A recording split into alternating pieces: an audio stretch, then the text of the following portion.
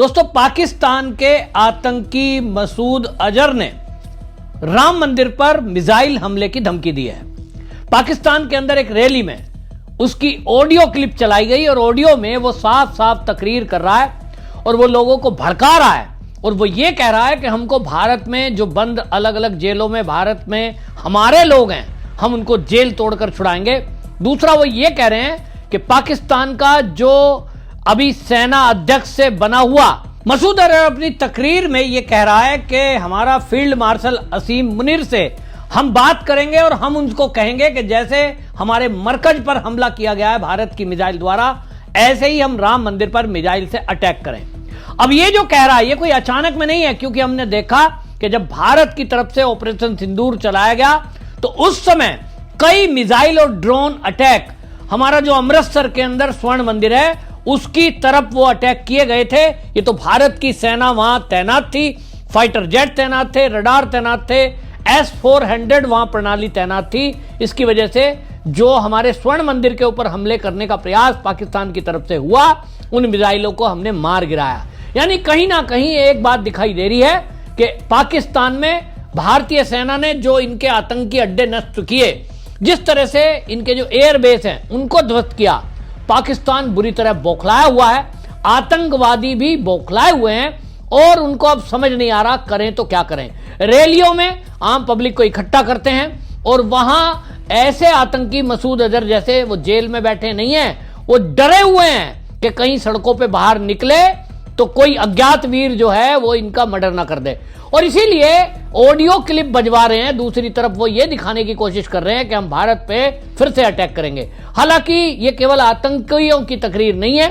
पाकिस्तान के विदेश मंत्री, चाहे पाकिस्तान का फील्ड मार्शल, ये जब भी कहीं विदेश में जा रहे हैं या भारत में टीवी जगत में बैठकर अपने जो इनके लोग हैं उन सबको भी वो एक तरह से यही मैसेज देने की कोशिश कर रहे हैं कि साहब हम तो फिर से अटैक करेंगे, हम तो अभी डरेंगे नहीं। आपको बताएं कि इनका जो एक पत्रकार है पाक का, और वो जो है इशाक डार टीवी चैनल पर बैठकर कह रहा है कि साहब हमने तो अभी जो तैयारियां की हैं, अभी भारत पे हम फिर से अटैक करेंगे, ये सब बोला जा रहा है। और तकरीर में कहा जा रहा है कि साहब हम तो जो है इसके लिए हमला करने के लिए तैयार बैठे हैं, अभी हम डरने वाले नहीं हैं। कहीं ना कहीं भारत को उकसाने की बात कर रहे हैं। भारत के द्वारा जिस तरह से डीजीएमओ के बाद के उसके फोन कॉल के बाद हमने शीश फायर किया है, ये उसको भारत की कमजोरी समझ रहे हैं और यही भारत की रणनीति है कि ये समझें कि भारत आपसे समझौता कर बैठा है। जबकि ये जो धमकी दे रहे थे कि साहब अगर सिंधु जल समझौता किया तो खून बहेगा, वो कहां गए? बिलों में दुबके हुए हैं, क्योंकि उन्होंने भारत की ताकत को देखा है। 22 मिनट के अंदर भारत ने वो कर दिखाया जो दुनिया के बड़े बड़े देश नहीं कर पाते हैं। मरकज में जिस एग्जैक्ट तरीके से सटीक निशाना मारा और आतंकवादियों के ठिकाने को ध्वस्त कर दिया, ये बेसमेंट में बैठे हुए आतंकवादी भी मार दिए गए। ये देख रहे हैं कि किस तरह से टारगेट को किल करने के लिए भारत का एयरफोर्स आज सक्षम है।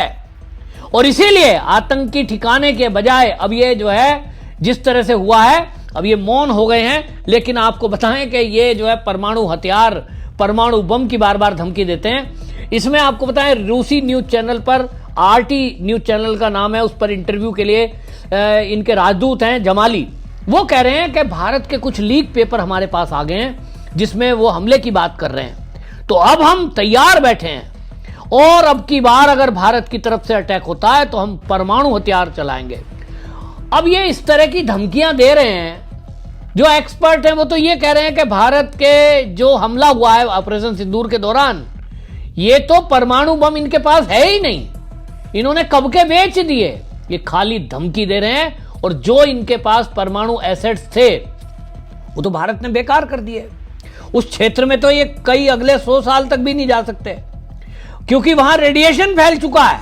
ये एक्सपर्ट की राय है। और अगर ये कह रहे हैं कि नहीं नहीं हमारे पास परमाणु बम हैं, तो ठीक है, भारत की इंटेलिजेंस काम करेगी, कर ही रही है।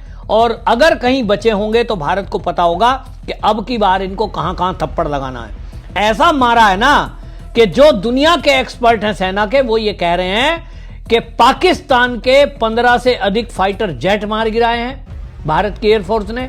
मिसाइल सिस्टम ने, और इनके जो एयरबेस ध्वस्त किए हैं उनमें खरबों रुपए का खर्चा होगा। मेंटेनेंस अभी चल रहा है, अभी वो ऑपरेशनल नहीं हुए हैं। ऑपरेशन सिंदूर को बंद हुए, सीज फायर हुए इतना लंबा समय हो गया, अभी तक आप देख लीजिए जुलाई चल गया, ऑपरेशनल नहीं है। इस तरह का मार इनको पड़ी है। इक्विपमेंट, पैसा इनके पास है नहीं, कंगाल आदमी है, पैसा रोटी खाने को इनके पास नहीं है, लेकिन ये धमकी देते हैं, बड़ी बड़ी बातें करते हैं, उकसाऊपूर्ण बात करते हैं जिससे कि भारत कोई कदम उठाए। लेकिन भारत ने तय कर रखा है कि पहला कदम नहीं उठाएंगे, लेकिन अगर तुमने कोई हरकत करी तो छोड़ेंगे नहीं। अब ये धमकी दे रहे हैं कि हम राम मंदिर पे मिसाइल छोड़ देंगे। अब सेना के अध्यक्ष को क्या कहना है? लोग तो कहते हैं सेना का जो इनका फील्ड मार्शल है, वो फील्ड मार्शल तो आतंकी परिवेश से आता है। वो जो कह रहा है, मसूद अजहर जो कह रहा है, वो एक ही बात है। तो ये राम मंदिर पर मिसाइल छोड़ सकते हैं, इसमें कोई डाउट नहीं है। जब ये स्वर्ण मंदिर पर छोड़ सकते हैं तो राम मंदिर पर भी छोड़ सकते हैं, और इसीलिए भारत की अपनी तैयारी है। आप एक कदम उठा के देखो, ये कह रहे हैं कि साहब हम दिल्ली, मुंबई, अमृतसर में हमले करेंगे, करके तो देखो। ये अब भारत जो है चुनौती दे चुका। मोदी जी हो, चाहे रक्षा मंत्री, चाहे गृह मंत्री, फिर चाहे हमारे विदेश मंत्री, हर प्लेटफॉर्म पर अब खुलकर बोल चुके कि भारत के अंदर अगर एक भी आतंकी घटना होती है तो अब हम इसको युद्ध मानेंगे, और ये युद्ध का एक्ट मानते हुए हम पूरी युद्ध की तैयारी में बैठे हैं। तुम एक हरकत करो, हम पूरे पाकिस्तान को खत्म कर देंगे, नेस्ता नाबूद। ये तय हो गया। तो फिर आप करके तो देखो। धमकी दे रहे हो, कुछ हरकत करो तो तुमको जवाब मिलेगा। खाली पीली धमकियां मत दो। सिंधु जल समझौता हमने तोड़ दिया, हमारी जब मर्जी आती है भारत की हम पानी रोक देते हैं, आपके यहां सूखा पड़ जाता है। आज बरसात हो रही है, पानी दबालब आ रहा है तो हम छोड़े दे रहे हैं, तुम्हारे यहां बाढ़ ला देंगे। तुम्हारे में हिम्मत हो तो करके दिखाओ। फालतू की बातें करना बंद करें पाकिस्तान, और पाकिस्तान में जिस तरह की बातें कर रहे हैं। लेकिन मसूद अजहर का जो ऑडियो क्लिप आया है, जैश मोहम्मद की जो धमकी है, इसको हल्के में इसलिए भारत नहीं ले रहा है क्योंकि 2001 का संसद हमला, 2016 का उरी हमला, 2019 का पुलवामा अटैक, ये सब जैश ए मोहम्मद के आतंकवादियों ने किए हैं। और इनके साथ अब ISIS जुड़ गया है, इनके साथ हमास जुड़ गया है। और ऐसे में यह माना जा रहा है कि अब यह गठजोड़ जो इनका और तुर्की जो पीछे से खड़ा है, यह एक खतरनाक गठजोड़ है। और इसीलिए एजेंसियां, हमारी सेना अलर्ट पर है। अयोध्या की भी सुरक्षा कई लेयर की बढ़ा दी गई है, पहले से भी सुरक्षा थी, आज उसको 3 लेयर की सुरक्षा कर दिया गया है। वहां चप्पे चप्पे पर सुरक्षा बल तैनात है। दूसरी तरफ पूरे देश में जहां भी ऐसी संभावना है कि कहीं जेल के अंदर इनके आतंकवादी बंद हैं, जेलों की सुरक्षा बढ़ा दी गई है। और इसके अलावा जिस तरह की ये धमकी दे रहे हैं, उसको देखते हुए पूरे भारत में अलर्ट मोड है। अगर कोई भी एक जरा सी घटना इनकी तरफ से हुई तो निश्चित रूप से पाकिस्तान का नाम नक्शे से मिट जाएगा, ये तो तय है। आपकी क्या राय है? कमेंट्स में जरूर लिखिए, वीडियो शेयर करिए। वंदे मातरम।